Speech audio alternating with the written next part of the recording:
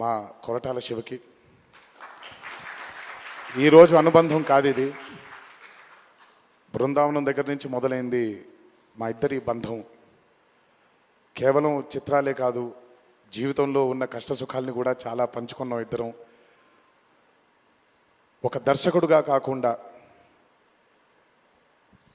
ఒక సోదరుడి స్థానంలో నా కోసం నిల్చున్నందుకు చాలా సందర్భాల్లో నిల్చున్నాడు. చాలా సందర్భాల్లో తన భుజాన్ని నాకు కూడా అందజేశాడు ఆయన.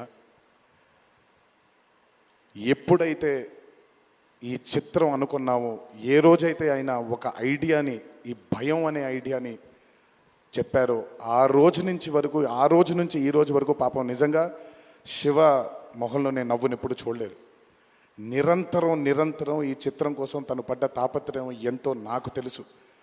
తనతో ఎంతో సమయాన్ని గడిపిన నాకు తెలుసు.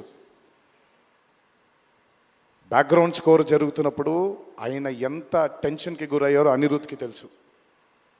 ఎప్పుడు అనిరుద్ధ్ కూడా ఒకటే మాట చెప్పాడు, భయపడకండి సార్, ఇది బ్లాక్ బస్టర్ అవుతుంది, ఎట్టి పరిస్థితుల్లో అవుతుందని మొదటిగా ఎనర్జీ మాకు ఇచ్చిందని.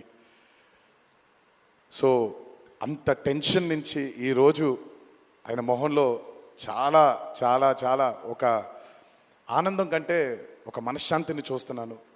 ఈ మనశ్శాంతిని మా శివకు అందించినందుకు ఇంకొకసారి అందరికీ పేరు నా ప్రేక్షక దేవుళ్ళందరికీ నా ధన్యవాదాలు తెలియజేసుకుంటున్నాను. Thank you so much. Thank you Tarak గారు, థ్యాంక్ యూ. అలాగే ఈ చిత్రానికి వాళ్ళ సపోర్ట్ని అందజేసినటువంటి పాత్రికేయ మిత్రులందరికీ, మీడియా మిత్రులందరికీ, మీడియా ప్రతినిధులందరికీ, ఈ చిత్రానికి నిజంగా చాలా చాలా చాలా వెనకాలండి కష్టపడిన వాళ్ళు చాలామంది ఉన్నారు. అందులో బాగా ముఖ్యమైనది మా కాక, మా వంశీ కాక, మా నానికి, హర్ష అండ్ ప్రదీప్కి థ్యాంక్ యూ సో మచ్. నేనెంత నమ్మానో ఈ చిత్రాన్ని మీరు కూడా అంతే నమ్మారు.